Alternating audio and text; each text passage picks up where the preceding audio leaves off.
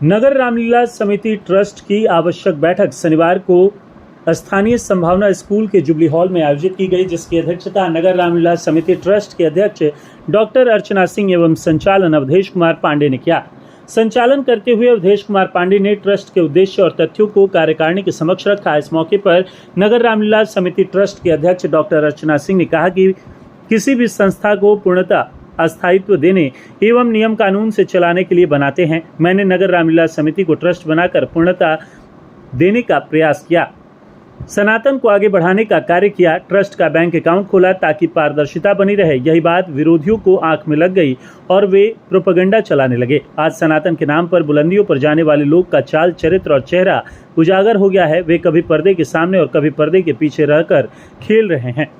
जनता उनकी लीला देख रही है। उन्होंने कहा कि मुझे राजनीति में आने की कोई इच्छा नहीं है, ना ही मैंने आज तक किसी पार्टी की प्राथमिक सदस्यता ली है।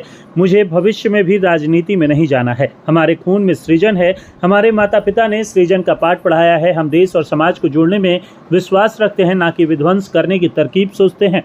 हम अपने विद्यालय में बच्चों को समाज और देश को बढ़ाने का गुर सिखाते हैं। कुछ लोग बोलते चलते हैं कि उनके दोनों हाथ में लड्डू है, तो वे अपने लड्डू खुद खाते रहें और अपने परिवार को खिलाते रहें। रामलीला मैदान में भगवान राम, सीता और हनुमान का फोटो युक्त होर्डिंग फाड़ना और गेट पर ताला जड़ना यह घृणात्मक कार्य है। इससे पूरा सनातन समाज द्रवित और दुखित है। रामलीला मैदान के अस्तित्व की लड़ाई अधिवक्ता राय जी के काफी परिश्रम से मिली है, इसलिए मैं नहीं चाहती कि इस बार रामलीला में किसी तरह का व्यवधान हो। जिन्हें करना है वह करें, मैं उसमें सहयोग करूंगी।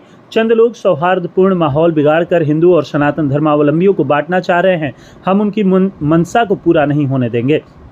उन्होंने कहा कि नगर रामलीला समिति ट्रस्ट सिर्फ 18 दिवसीय कार्यक्रम के लिए नहीं बना है, बल्कि ट्रस्ट के तत्वाधान में रामलीला मैदान में सालों भर धार्मिक व अन्य तरह की गतिविधियां होती रहेंगी, जिसे भोजपुर की जनता देखेगी। वहीं ट्रस्ट के सचिव विष्णु शंकर ने कहा कि पहले 5 लोग ही अपने पॉकेट की तरह नगर रामलीला समिति की संस्था को चला रहे थे। राम सबके हैं, न कि 5 लोगों के। अब ट्रस्ट बन गया है। पूरी पारदर्शिता के साथ इस संस्था का संचालन होगा। उन्होंने अपने ऊपर लगे आरोपों को खारिज करते हुए कहा कि वे वर्ष 2014 से नगर रामलीला समिति से जुड़े हुए हैं। उनके पास लेटर और सदस्यता रसीद का प्रमाण पत्र है। जो लोग आरोप लगा रहे हैं उनके पास ही कोई प्रमाण पत्र नहीं है। उपाध्यक्ष शंभू चौरसिया ने कहा कि प्रभु श्री राम ने राजमहल त्याग कर वनवास धारण किया था। अर्चना सिंह के नेतृत्व में पिछले साल काफी अच्छी तरीके और अनुशासित तरीके से रामलीला का आयोजन हुआ, जिसको लेकर श्री रामनवमी शोभा यात्रा समिति द्वारा इन्हें सम्मानित किया गया था। मैं पिछले 25 सालों से शोभा यात्रा संपन्न करा रहा हूं। नगर रामलीला समिति ट्रस्ट को रामलीला के अलावे धर्म का कार्य, गरीब बच्चियों की शादी समेत अन्य तरह के कार्य कराना है। इसमें सभी सनातनी भाई सहयोग करें। धन्यवाद ज्ञापन रंगकर्मी सह ट्रस्टी ओपी कश्यप ने किया। बैठक में नगर रामलीला समिति ट्रस्ट के डॉक्टर कुमार द्विजेंद्र, राम कुमार सिंह, मनोज कुमार सिंह, हरेंद्र यादव, कृष्ण कुमार, ओपी कश्यप, अविनाश कुमार यादव उर्फ लड्डू यादव, अविनाश कुमार सेवानिवृत्त डीएसपी, मिथिलेश रंजन, मनोज सिंह, अरविंद कुमार सिंह अधिवक्ता, ऋषिकेश ओझा, सोनू सिंह, अमित सिंह गौतम, अनिरुद्ध सिंह, प्रकाश बजरंगी, रवीश, राहुल राय, अमन, गोविंद तिवारी, शशि भूषण समेत कई लोग मौजूद रहे। क्यों अकाउंट को खोलना नहीं चाह रहे थे? विवाद यहीं से शुरू हुआ और उसको मोड़ दिया गया, उसको रंग दिया गया किसी और चीज का। आज मैं विवाद की चर्चा नहीं कर रही हूँ या करूंगी, या विवाद को आगे बढ़ाने की मैं बात करूंगी, लेकिन मैं आज एक कंक्लूजन पे पहुंचूंगी। जो जितने दिनों से ये प्रक्रिया, ये नाटक चल रहा है, उसका मैं एक तरह से कहूंगी कि इसका मैं पटापेक्ष करने जा रही हूँ और सारी चीजें मैं स्पष्ट कर देना चाह रही हूँ। तो एक बार स्मृतियों में बिंदुवार मैं सारी चीजों को डालूंगी और लास्ट में उसे कंक्लूड करूंगी। तो क्या बात था कि हम ट्रस्ट नहीं बनाना चाहते थे? क्या बात था कि हम अकाउंट नहीं खोलना चाहते थे? जबकि किसी भी परिवार या संस्था में होते हैं हम, तो उसकी पूर्णता देखते हैं, उसके स्थायित्व को देखते हैं, उसका एक नियम कानून बनाते हैं ताकि उसके अंतर्गत हम चल पाएं और वह संस्था साफ सुथरे तरीके से मेरे नहीं रहने के बाद भी सतत चलती रहे, क्योंकि वह हमारी सुखद कल्पना होती है। क्या बात था? यह प्रश्न मैं आप पर छोड़ रही हूं, आप ढूंढिएगा कि क्या बात था। आरोप है कि फर्जीवाड़ा करके ट्रस्ट बनाया गया। फर्जीवाड़ा कौन? डॉक्टर अर्चना सिंह, मेजर राणा प्रताप जी, श्री अवधेश पांडे जी, श्री राम कुमार जी, या श्री हरेंद्र मुखिया जी, या फिर शंभू चौरसिया जी, या कृष्णा कुमार जी, सभी इसी समाज में रहते हैं और आप भी इसी समाज में रहते हैं। आपको पता होगा कि कौन कितना सामाजिक काम करता है और वह कौन अपने जीवन काल में फर्जीवाड़ा किया है। ये सारा व्यक्तित्व समाज के लिए खुला आईना है जिसमें आप अपना प्रतिबिंब देख सकते हैं और इसे फर्जीवाड़ा कहा जा रहा है। मैंने तो इसको पूर्णता देने का प्रयास किया था। मैंने तो एक चाहा था कि इसका बाइलाज बने। मेरी तो कुछ कल्पनाएं थी समाज को लेकर के, सनातन को लेकर के, कि उसके जरिए कुछ अच्छा काम किया जाए, न कि साल में एक बार नारा लगाकर चुप हो जाया जाए। यह मेरी कल्पना थी। उसको कहा जा रहा है कि हम हथियाने का प्रयास कर रहे हैं, जबकि हमारे उद्देश्यों में साफ साफ लिखा हुआ है कि हमारा ट्रस्टी अगर उस काम के उद्देश्यों को पूरा नहीं कर पा रहे या ट्रस्ट पूरा नहीं कर पा रहा तो उसके समान उद्देश्य वाली संस्था को उसका जो भी राशि है या जो भी उसके जो इंफ्रास्ट्रक्चर है वो दे दिए जाए, न कि किसी व्यक्ति विशेष को देने की बात हमने कही है। सोशल मीडिया पर हमारे ट्रस्ट को डाल दिया गया है, आप वहां पॉइंट बाई सारी चीजों को पढ़ सकते हैं। और दमदार आवाज में मैं कहना चाहूंगी कि मेरे जितने भी 11 ट्रस्टी हैं, कोई किसी तरह का आरोप और समाज विरोधी कार्य उसको करवा दे तो रियल में मैं उस ट्रस्ट को खुद से भंग करूंगी।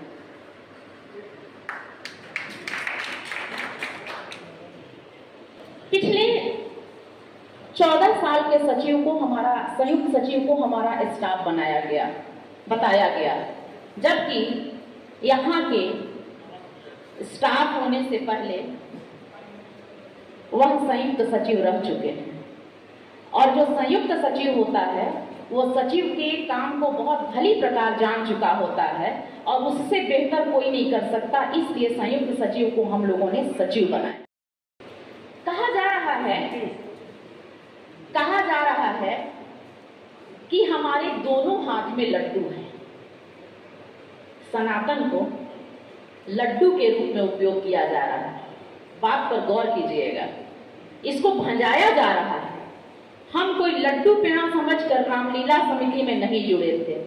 हम तो सनातन के झंडा को बुलंद करने के लिए रामलीला समिति में जुड़े थे और दोनों हाथ जोड़कर जय सिया राम करने के लिए यहाँ जुड़े थे, ना कि लड्डू खाने के लिए और मोतीचूर फांकने के लिए यहाँ पर हम जुड़े हुए थे।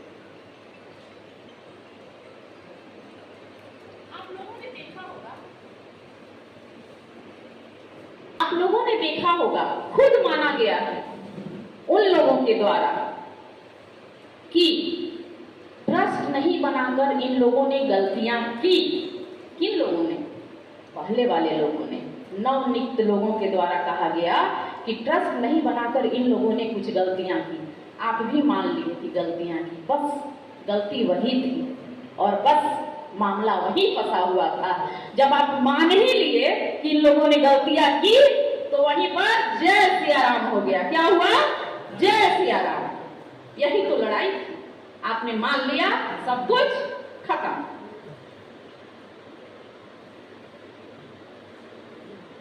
एक चीज मैं यह भी कहना चाहूंगी कि कुछ लोगों के द्वारा पटापेक्ष में रहकर पर्दे के पीछे से बड़ी होशियारी के साथ कुचक्र चला जा रहा है।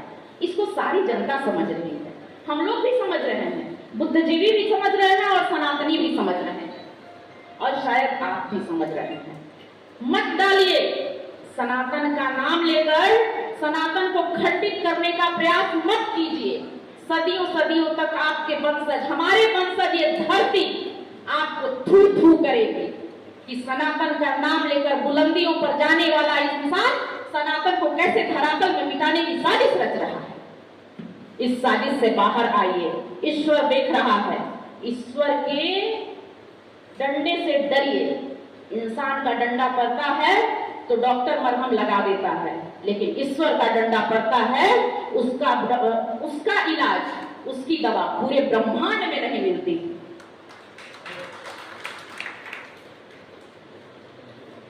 मैं एक बात पुनः कहना मैं पुनः दोहराना चाहूंगी कि मेरा राजनीति से कोसों कोसों तक कोई रिश्ता नहीं है, ना ही मेरी कोई महत्वाकांक्षा है, ना ही उस मंच का प्रयोग मैं किसी राजनीतिक लाभ के लिए करना चाह रही थी।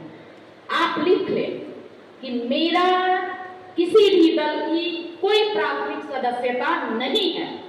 हाँ, इस देश का नागरिक होने के नाते मैं सिर्फ वोट डालने जाती हूँ। किसी भी राजनीतिक दल का झंडा आज तक लेकर मैंने नहीं घुमा है, ना ही सदस्यता फॉर्म पर आज तक मैंने कोई हस्ताक्षर किया है, और ना ही भविष्य में मुझे राजनीति में जाने की कोई इच्छा या महत्वाकांक्षा है। एक चीज मैं यही साफ करना चाहूंगी कि मैं शिक्षक हूं, मैं शैक्षणिक संस्थान चलाती हूं, मैं शिक्षक माता पिता की बेटी हूं। हमारे संस्कारों में, हमारी खून में सृजन है, हम सृजन का काम करते हैं, हम विध्वंस पे विश्वास नहीं करते। मेरे माता पिता ने मुझे सृजन सिखाया है। मेरे पिता जब शाम सुबह बैठते थे तो दिनकर और सुभद्रा कुमारी चौहान की कविताओं को पढ़कर वीर रस हम में भरा करते थे और देश के प्रति अपना समर्पण सिखाते थे, सनातन के प्रति अपना समर्पण सिखाते थे, ना कि किसी चीज को विध्वंस करने के लिए उसकी तरकीब और कूटनीति नहीं सिखाते थे। और मैं भी एक शिक्षक हूँ, मैं भी अपने बच्चों को वही सिखाती हूँ, मैं भी अपने बच्चों को वही मोरल एजुकेशन देती हूँ कि आप समाज को गढ़िए, रचनात्मक रूप से आप आगे आइए, विध्वंस को छोड़िए और राष्ट्र के उत्थान में लगिए। तो एक शिक्षक कभी भी सृजन की ओर उसका झुकाव होता है और मेरा भी सृजन की ओर ही झुकाव है। मैं एक व्यक्ति नहीं हूँ, मैं एक संस्थान की हेड हूँ और जानती हूँ कि हमारे छात्र मुझे आदर्श के रूप में देखेंगे, क्योंकि विद्यार्थी जीवन में हम भी अपने कुछ शिक्षकों को चुनकर उन्हें आदर्श के रूप में देखते थे।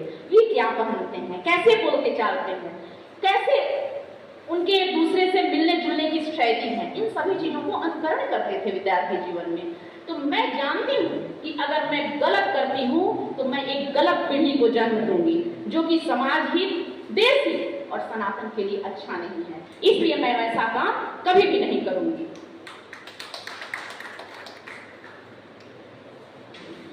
पिछले दिनों मेरे पास लक्ष्मी नारायण राय जी, जो वरीय अधिवक्ता हैं, वे कुछ अपनी एक टीम लेकर के आए थे। मुझे लगता है उनमें से एक सदस्य आज आए हुए हैं।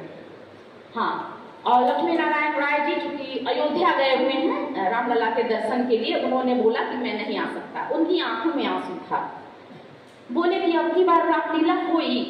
हमने क्यों चाचा जी, आप ऐसे क्यों बोल रहे हैं? तो ना, सदियों से चली हुई परंपरा है। मैंने उनसे कहा, चाचा जी आप आंख में आंसू नहीं लाइए, मैं आपकी बेटी हूँ और आप ही हैं जो उस मैदान के अस्तित्व की लड़ाई लड़े प्रशासन से। इसलिए अगर आप आज कह दें तो मैं सब कुछ करने के लिए तैयार हूँ। बोलते हैं, आज भी मेरे मन में वह लाइन इन्वर्टेड कॉमा में बंद होकर मेरे जिगर में धंस गई है और लीला होगी, बहुत अच्छे तरीके से होगी, उसमें कोई इफ बट नॉट का सवाल नहीं।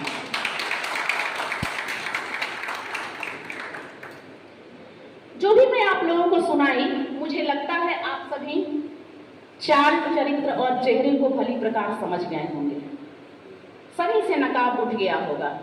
और आज पिछले दिनों 5 सितंबर को जो घटना हुई, हमारा ताला बंद था, हमारी होर्डिंग लगी थी। होर्डिंग पे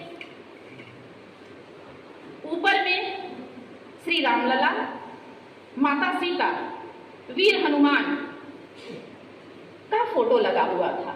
नीचे में अध्यक्ष के रूप में मेरा, उपाध्यक्ष के रूप में शंभू चौरसिया भाई का और सचिव के रूप में विष्णु जी की फोटो लगी हुई थी।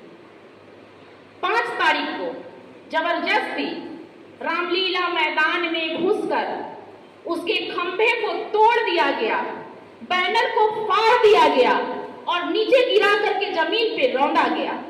आप सोच सकते हैं, अरे भाई मेरे से आपका कुछ विरोधाभास हो सकता है, शंभू चौरसिया जी से विरोधाभास हो सकता है, विष्णु जी से मतभेद हो सकता है, लेकिन रामलला, माता सीता, वीर हनुमान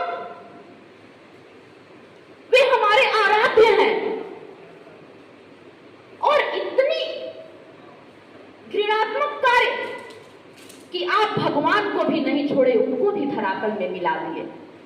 पूरा सनातन इससे द्रवित है, इस घटना से मर्माहत है और इसी घटना से पता चलता है कि सनातन और आध्यात्म के प्रति आपका क्या लगाव है। हम सभी बहुत दुखी हैं और क्षमा मांगते हैं कि हे प्रभु, उन लोगों की तरफ से मैं क्षमा प्रार्थी हूं, मेरी समिति क्षमा प्रार्थी है। आप हमें माफ करना और उनको सुबुद्धि देना।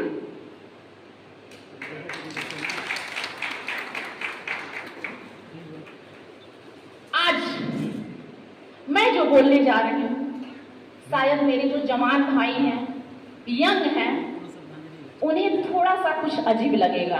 हाथ जोड़कर मैं माफी चाहूंगी और मैं बड़ी बहन होने के नाते आपसे रिक्वेस्ट करूंगी कि जो मैं कहूंगी कृपा करके आप उसे मानेंगे और सौहार्द। आज हिंदुओं को और सनातन को जातियों में बांटने का प्रयास किया जा रहा है, लेकिन अगर हम अड़े रहे तो तमाशा 2025 में भी नजर आएगा। तो मैं चाहती हूं कि, और हमारी समिति चाहती है कि हम बटे नहीं, हम एकजुट रहें और सभी लोग मिलकर सनातन को मजबूत बनाएं।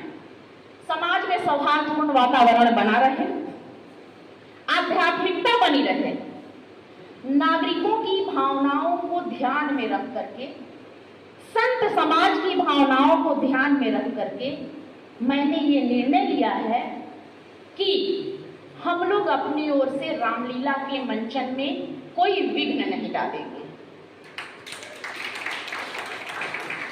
क्योंकि हमारे पास दो ऑप्शन हैं। हमारे बैनर फाड़े गए, हमारा ताला तोड़कर दूसरा ताला लगाया गया, तो या तो हम उसी तरह का काम करें तो हमारी जीत होगी। हम ये कर सकते हैं क्या? आवाज लगाइए, इतना घिनौना काम हम कर सकते हैं क्या? बहुत बहुत धन्यवाद आप लोगों का कि आपने हमारी लाज रखी। इतना घिनौना काम हम नहीं कर सकते। दूसरा ऑप्शन बचता है कि हम कानूनी रूप से आगे आए। उसमें एक मामला और आएगा, क्योंकि मैं विधि की बहुत ज्यादा जानकार नहीं हूं, लेकिन सामाजिक सरोकार रखती हूं तो चीजों को जानती हूं कि वैसे मामले में जनरली 144 लगता है और 144 की क्या शर्तें होती हैं आप लोग बहुत अच्छी तरह से जानते हैं। हमारे वकील भाई भी बैठे हुए हैं। तो वैसी स्थिति में वहां ताला लग जाएगा, कानून का ताला लग जाएगा, तो रामलीला नहीं हो पाएगी। और इसी स्थिति से मैं डर रही हूं कि सदियों से चली आ रही परंपराओं को हम अपने अहम से नहीं तोड़ सकते। वहां रामलीला होनी चाहिए, क्योंकि भोजपुर की जनता का वहां पर आध्यात्मिक रूप से और संवेदनात्मक रूप से वहां से जुड़ाव है। अंत में मैं बस इतना ही कहना चाहूंगी कि वहां रामलीला होगी। हमारे कोई भाई, हमारे कोई समिति के लोग कोई भी विरोध नहीं करेंगे। जो कर रहे हैं रामलीला करें। रामलला को फाड़ के तो आप गिरा दिए नीचे, उसके बाद रामलीला कीजिए और बहुत अच्छे से कीजिए। हम लोग की शुभकामना है। इस मंच से मैं वचन देती हूँ, हम लोग के तरफ से किसी तरह का कोई अड़चन नहीं आएगा। ये मेरा वचन है।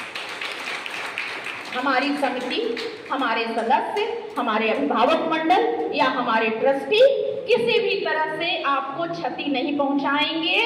अगर आप चाहेंगे तो हम लोग मदद भी कर देंगे।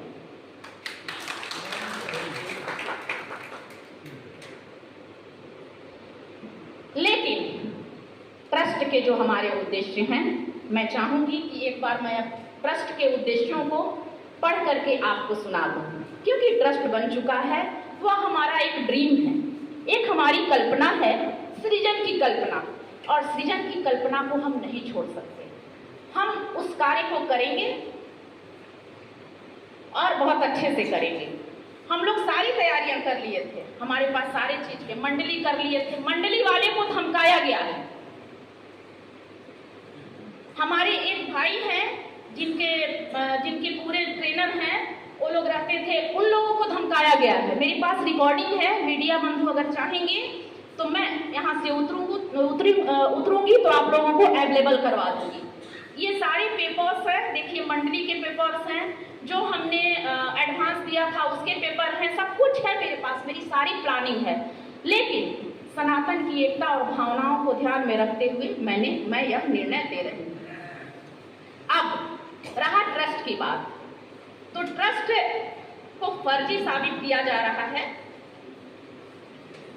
तो मैं ट्रस्ट के उद्देश्यों को एक बार आप लोगों के सामने पढ़ना चाहूंगी, ताकि आप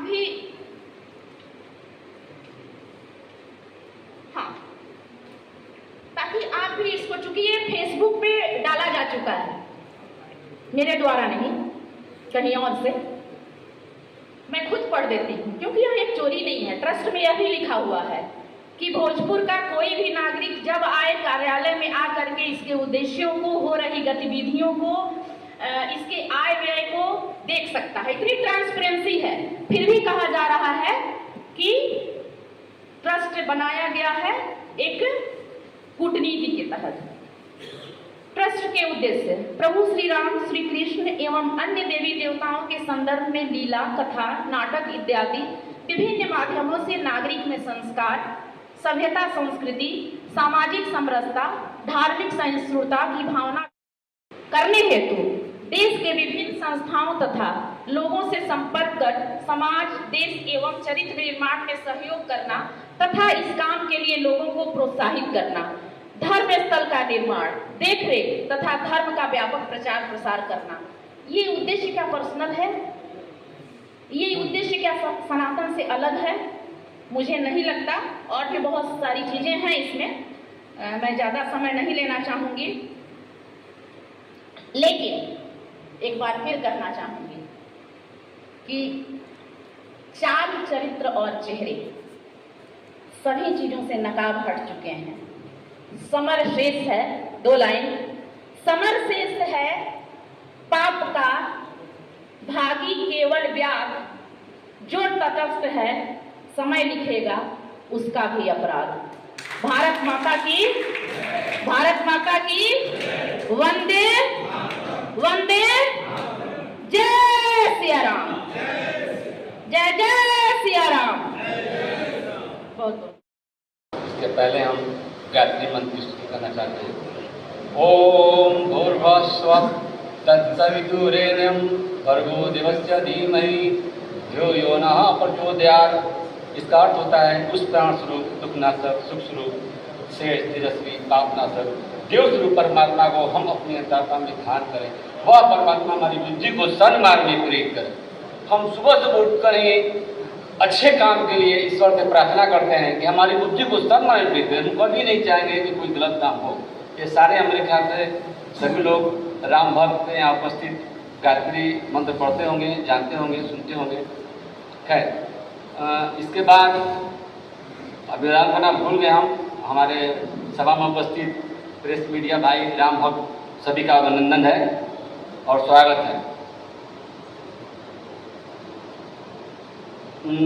शुरू कहाँ से करूँ समझ में नहीं आ रहा है, क्योंकि हम 2014 से जुड़े हुए हैं, ठीक है ना। बहुत सारी बातें हमारे सामने घटित हुई है। फिर भी हम शॉर्टकट में जो बताना चाहते हैं वो, कभी भी एक संस्था की तरह यह संस्था काम नहीं की। कभी भी एक संस्था होता है नगर योजना समिति, कभी भी इधर उधर, इधर लिखना उधर लिखना, कोई सिस्टम नहीं रहा। और मैं 2014 में जब एक बहुत बड़ी बैठक हुई थी उसमें निर्वाचित हुआ। इसके पहले अध्यक्ष जो थे प्रेम पंकज जी, उनका चुनाव, मेरा चुनाव सचिव के रूप में हुआ और लोग भी थे उसमें जिसका चुनाव हुआ, जिसका प्रूफ हम रखे हुए हैं। मेरा लेटर बड़ा हिफाजत से रखा हुआ है, आप लोग देख सकते हैं। उस समय अनिल जी थे सचिव, जो बेचारे गुजर गए स्वर्गीय। ये लेटर आप लोग थोड़ा सा नज़दीक से देख लीजिएगा, डेट लिखा हुआ है, ठीक है। ये लेटर जो है सचिव के रूप में नियुक्त हुई थी उसका लेटर, और उसी के 2 दिन बाद ये रसीद भी कटा था सदस्यता के लिए। ठीक है ना, ये ठीक है। क्योंकि बहुत सारे आरोप लगा रहे थे कि स्कूल में है तो ये है तो वो है। स्कूल के आने से पहले मैं जुड़ा हुआ हूँ रमीला समिति से। उसके पहले श्री रमीला समिति के अलावा बहुत सारे एक्टिविटी होता है, वृक्षारोपण होता है, चाहे बहुत विभिन्न संस्थाओं द्वारा जो भी बुलाता है हम चले जाते हैं और अपना काम करते हैं। इस तरह से उनका जवाब है जो कह रहे थे कि नहीं, लेकिन उन लोग इस तरह का लेटर जो अपने आप को मान गए हैं कि हम सचिव हैं और हम ये हैं वो हैं, लेटर दिखा दे, वो किसी के पास लेटर नहीं है। और रवि भट्टा इसके जो इसके पूर्व के सचिव हैं, ठीक है ना, वो 21-22 ये 21-22 में ही वो अपने आप को सचिव माने। इसी तरह से मुखड़ी कह दिया गया कि आप सचिव हैं, सचिव नहीं थे, सचिव का अभाव था। एक पेपर निकालने गए थे ललन जी के साथ, ललन जी कह दिया कि अपना सचिव का नाम लिख लीजिए, तभी से वो सचिव, इसके पहले वो सचिव कभी नहीं थे, उपाध्यक्ष थे। इसका पूरा प्रूफ हम लोग के पास है कि 2014 से कौन कौन किस जगह पर था वो है। अर्चना मैम का सर का सहयोग शुरू से ही रहा है। 17 से पूरा सक्रिय सदस्य के रूप में सर जुड़े, इसके पहले चंदा देते थे, जुड़े, और सारा चंदा का ब्यौरा है लिखा हुआ, कब कितना देते थे और भी सहयोग देते थे। प्लस कुछ विद्यालय के लोगों को भेजते भी थे कलेक्शन करने के लिए, इतना सहयोग रहता था सर का हमेशा। इसी तरह से चलता रहा। बहुत सारी घटनाएं हुई, ललन की तबीयत खराब हुआ और आगे बढ़ता गया, जैसे तैसे चलता ही रहा। भगवान का कृपा होता है, जिसको चुनते हैं भगवान न बुला लेते हैं। इसमें काम में बता ये माने हैं कि भगवान अगर कोई समस्या आ जाता है तो खुद से चुन लेते हैं किससे करवाना है। इसके बाद चुनाव हुआ, अर्चना मैम का अध्यक्ष के रूप में पूरा सर्वसम्मति से चुना गया और ये कहा गया कि इसके बाद और लोगों का चुनाव जो है रंगीला के बाद होगा, जो आज तक नहीं हुआ। बातचीत के दौरान ये पता चला अर्चना मैम का पिछला रामलीला इतना ढंग से हुआ, शहर में चर्चा का विषय बन गया। सब लोगों ने बड़ाई किया कि बहुत अच्छा, इतना ढंग से, इतना अनुशासित ढंग से कभी रामलीला नहीं हुआ। सर का इसी मान सम्मान को देखते हुए कुछ राजनीतिक लोगों ने मैम का षड्यंत्र के तहत में विरोध करना शुरू कर दिया और षड्यंत्र के तहत में पुरानी कमेटी को भंग कर और ये कर दिया गया, तहस नहस करने के बर्बाद कर दिया गया। तब कोई रास्ता नहीं था, समय नजदीक था, रामलीला करने का समय नहीं था। तब उससे जितनी सदस्यता थी, वहाँ संख्या थी हम लोगों को, उससे अधिक संख्या हम लोग आकर अपना मैम ने नई कमेटी का गठन कर दिया। जो सारे बुद्धिजीवी वर्ग से लोग होते हैं, सारे ने काम किया है, शुरू से ही काम किया, उदय भी हो, राम कुमार भी हो और लोग, राना सब 2014 से लगे हुए हैं। 2014 से सारा लोगों ने दिन रात कर एक कर काम किया। हम लोग भी थे साथ में। रवि सचिव की बात, सचिव की कोई भूमिका नहीं था, सचिव हम थे और सारा पेपर लिखा पढ़ा, कितना बैनर कहाँ टंगन मेरे पास है। मांगी उससे, उन लोग से मांगिए, आपको एक रिसिप्ट मिलेगा, लेटर मांगिए ना, किसका चुनाव में लेटर दिखाइए, नहीं देंगे। गलत ढंग से, हाँ इनको बनाइए सचिव, हो गए सचिव, हाँ इनको बनाइए फलाना, हो गए फलाना, ऐसी होता है। 5 आदमी मिलकर अपने पॉकेट में संस्था को लेकर मनमानी कर रहे थे और कहते हैं कि हम बहुत बड़े हैं। वैसा कुछ नहीं है। 5 ही लोग इधर से उधर, उधर से इधर, ये फैसला किया नहीं। हम शुरू से कहते थे इस संस्था में सिर्फ मिला नहीं हो और सब काम है, सामाजिक काम है। गर्मी के दिनों में प्यास लगती है, लोग इधर उधर भटकते रहते हैं, पानशाला चलाया जाए, गरीब बच्चों को शिक्षा दिया जाए।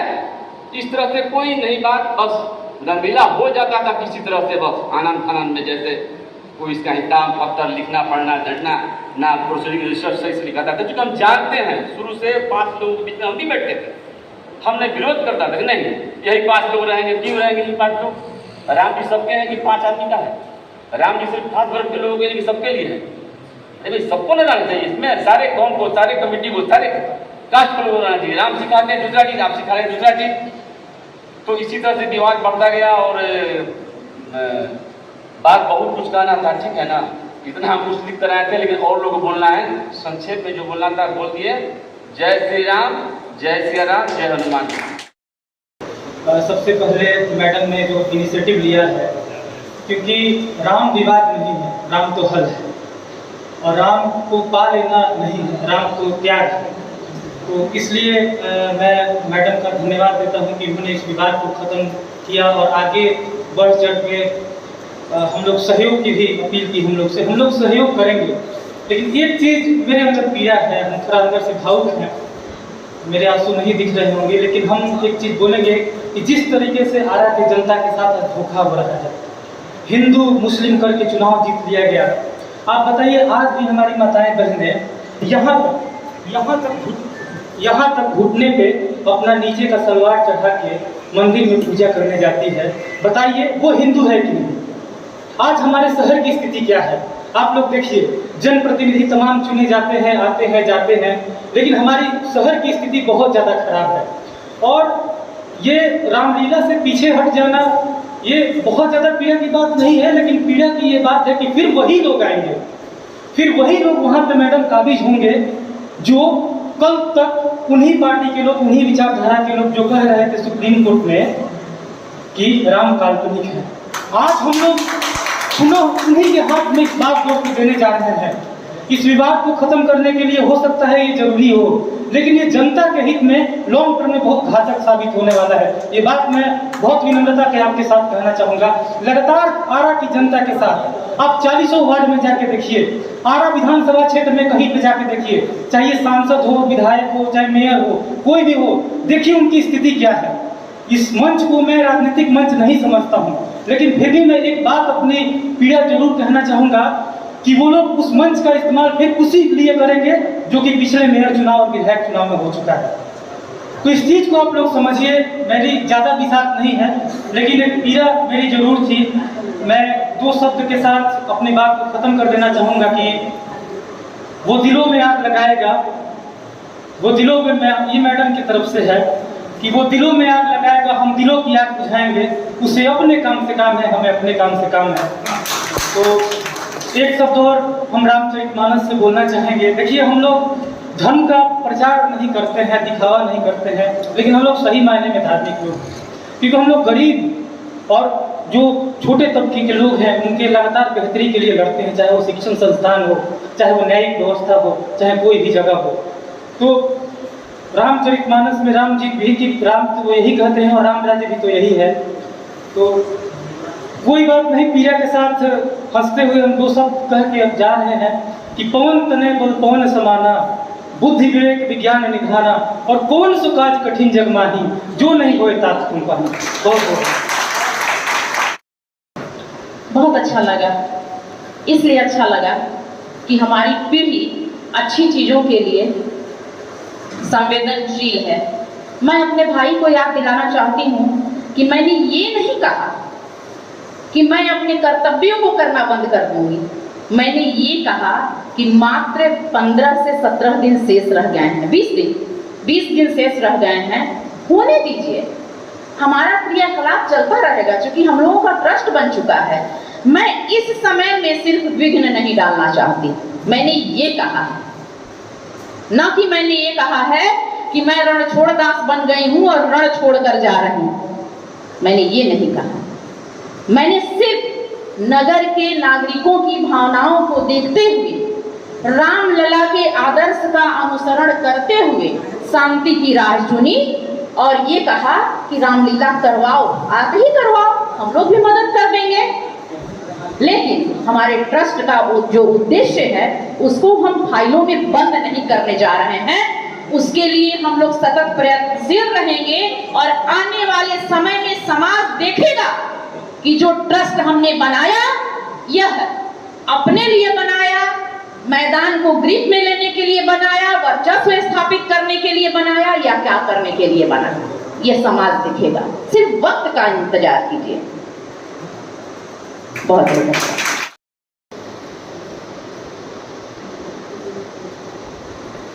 मैं एक चीज कहना चाहता हूं आप सभी से कि इस बार इसी साल अयोध्या में भगवान राम दोबारा लौटे। तो लोगों ने ये कहा कि हमारे भारत के ओजस्वी प्रधानमंत्री नरेंद्र मोदी ने श्री राम को अयोध्या में वापस लाया। किसी की औकात नहीं है जो राम को लाए।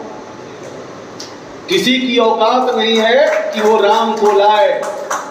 राम ने चुना नरेंद्र मोदी को कि मैं आपके द्वारा आना चाहता हूं।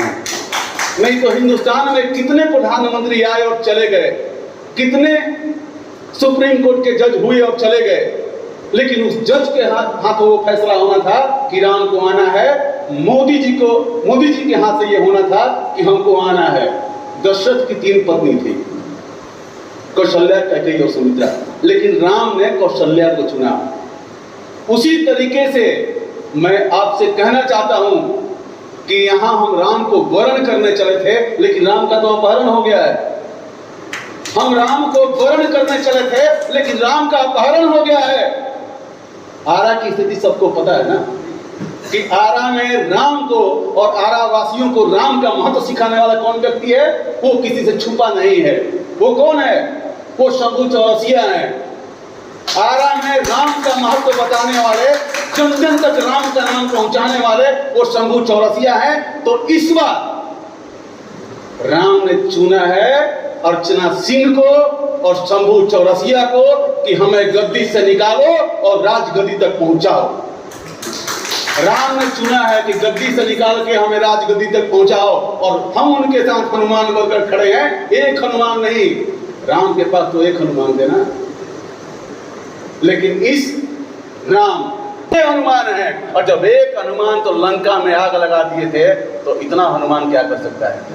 लेकिन हमें आग नहीं लगाना है, हमें समाज में जो विकृतियां फैली हुई हैं उनको मिटाना है। दूसरी बात, मैं एक बात बताना चाहता हूं जो मेरे साथ घटित हुआ। मैं भी रामलीला समिति में 2017 से पद रहित था। मैं किसी पद पर नहीं था, लेकिन भरत मिलाप और राम राजगद्दी का सारा काम मैं किया करता था। मेरा एक्टिंग स्कूल था, तो मेरे बच्चे वहाँ राम, इसके पहले मंडली रुकती थी, उनके लोग राम, सीता और लक्ष्मण बनते थे। लेकिन मैं अपने इंस्टीट्यूट से राम, सीता, लक्ष्मण, हनुमान सबको बनाया बच्चों को, और लगातार 1 साल जिसमें कोरोना का था उस समय नहीं बना, लेकिन झांकी में मेरी उपस्थिति हमेशा रही है। चाहे मैं मुंबई में रहता था, लेकिन राम राजगद्दी के समय और भरत मिलाप के समय बिना किसी से 1 पैसा लिए, नहीं तो मैं कलाकार हूँ, मेरा यही पेशा है। मुझे अगर कहीं कोई बुलाता है तो मैं पेमेंट भी लेता हूं और आने जाने का किराया भत्ता भी लेता हूं। लेकिन अगर समिति से कोई कह दे कि ओपी कश्यप ने 1 पैसा अपना पेमेंट लिया हो, आपसे यात्रा भत्ता मांगा हो, तो मैं उस दिन से गुलामी लिख दूंगा।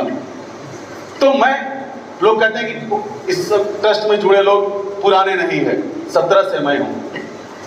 कुमार द्विजेंद्र, जिनके बारे में ये हुई है कि ये समिति के नहीं थे, 2017 से आप उनसे कागज मांगिए, उनके पास कागज शायद हो या ना हो, लेकिन हमारे पास कागज उपलब्ध है। 2017 से सलाहकार समिति में लगातार बने हुए हैं, और एक बढ़िया आर्थिक योगदान यहां से जाता रहा है उस समिति को। ऐसे थोड़ी जाता है, ये चीज है। अंत में मैं एक बात आपसे बताना चाहता हूं कि लोग कहते हैं आज राम को जाति में बांटा जा रहा है, कोई किसी वर्ग से, कोई किसी वर्ग से। क्या आप सभी से छुपा हुआ है राम किस जाति के थे? अगर जातिवाद ही है तो राम जिस जाति के थे उनको दे दीजिए। तो राम कौन थे?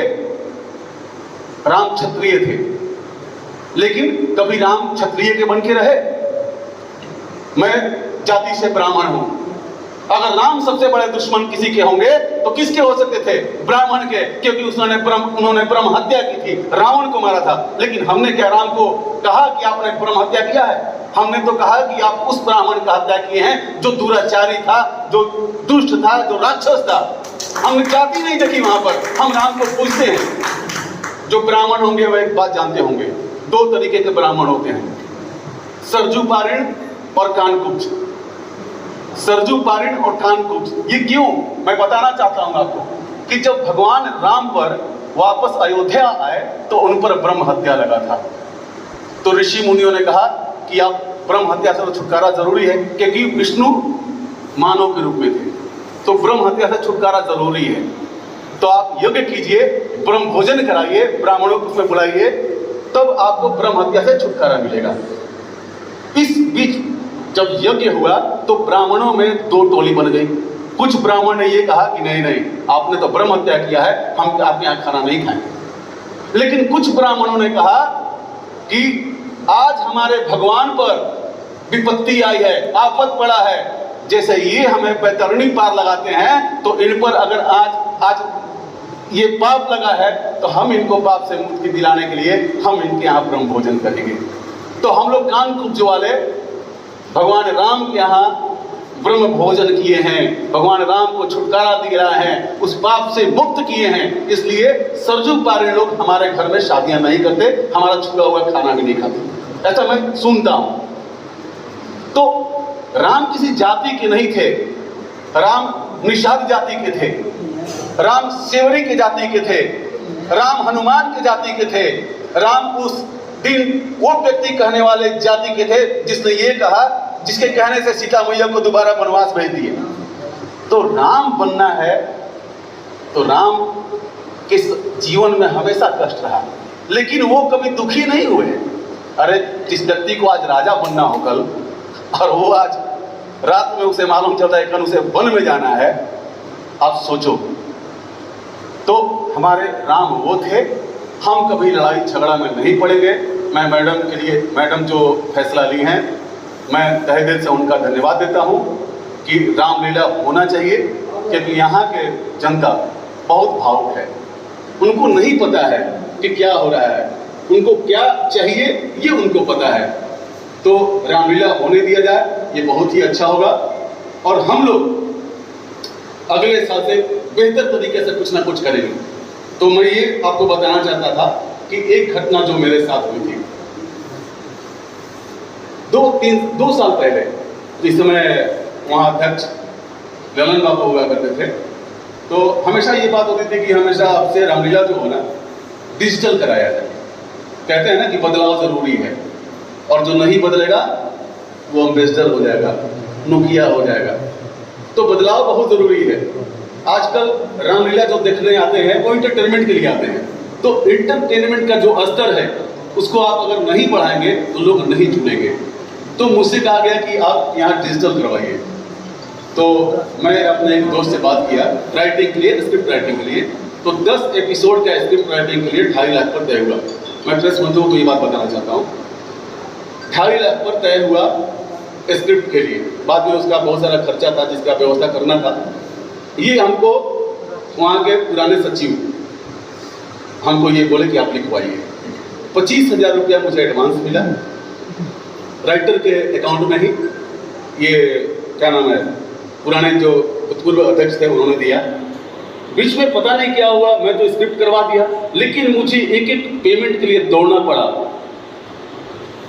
पड़ा कि आप सोचिए एक संस्था के मैंने अहम पद पर बैठा हुआ व्यक्ति, मैं फोन किए जा रहा हूं लगातार और वो आदमी फोन नहीं उठा रहा है। आप समझ सकते हैं उनकी मानता क्या है, कैसे आती है। पेमेंट मुझे वहां बहुत कम मिला। बाद में मैडम से ही बातचीत हुई, यहाँ से मुझे कुछ पेमेंट मिला, बाकी का कुछ पेमेंट मुझे अपने पास से उस राइटर को करना पड़ा। तो ऐसे व्यक्ति हैं, आप जब फैसला लेते हैं, आपके अंदर अगर गुद्दा नहीं है तो क्यों ना करें खुदा, नहीं है तुम्हारे अंदर गुद्दा तो ले, क्यों ना करें खुदा भैया, क्यों तुम डिसीजन ले सकते हो, क्यों लेते हो। जब आपके अंदर मोहब्बत नहीं है तो आप डिसीजन मत लीजिए। मैं ये बताना चाहा आपको कि ऐसा होता है। वहां पर मुझे फंसाया गया था कि सोचिए कि मैं एक कलाकार आदमी हूं, मेरा भी बाल बच्चे हैं, परिवार है, मैं आर्थिक स्थिति बहुत मजबूत तो नहीं है मेरा, लेकिन मुझे अपना पेट काट करके, अपने बच्चों का पेट काट करके उस राइटर को पेमेंट करना पड़ा। मैंने किसी से कुछ नहीं कहा। हाँ, स्क्रिप्ट आज भी मेरे पास पड़ा हुआ है। खैर, बातें तो बहुत दिनों से आप सभी भी ओह में हैं, और सारे हमारे नगरवासी भी, जिलावासी भी हैं कि रामलीला 2 भागों में ऐसे वैसे इस तरह की हो रही है। सारे लोगों की जानकारी है, सभी लोगों की जानकारी है इस तरह की हो रही है। कभी आप लोग भी देखे होंगे कि बैनर पहले लगा हुआ था, बैनर को भी उतार देना। मैं एक ही प्रश्न करना चाहता हूं, आप सभी प्रबुद्धजनों से और मीडिया के बंधु से कि हम लोग तो मर्यादा पुरुषोत्तम प्रभु श्री राम जी का, राम का लीला करने के लिए हम लोग करते हैं वर्षों से, जो लोग भी करते आए हैं। और इस तरह की जो भी है प्रभु श्री राम जी के कार्यों में ऐसा हो तो ये अच्छी बात नहीं है। और बहुत तरह की बातें आ रही है कि आरा में इस तरह का हो रहा है, उस तरह का हो रहा है, लेकिन नहीं, प्रभु श्री राम जी ने त्याग किया था और वनवास चले गए थे। क्यों वनवास गए थे आप सभी जानते हैं। तो हम लोगों ने भी वास्तव में प्रभु श्री राम जी का अगर हम लोग अनुयायी हैं, उनके भक्त हैं, उनके आचार विचारों पर चलते हैं, और हमारी दीदी अगला साल रामलीला इतने सुंदर ढंग से कराएंगी, रामनवमी शोभा यात्रा समिति ने उनको प्रोत्साहन पुरस्कार भी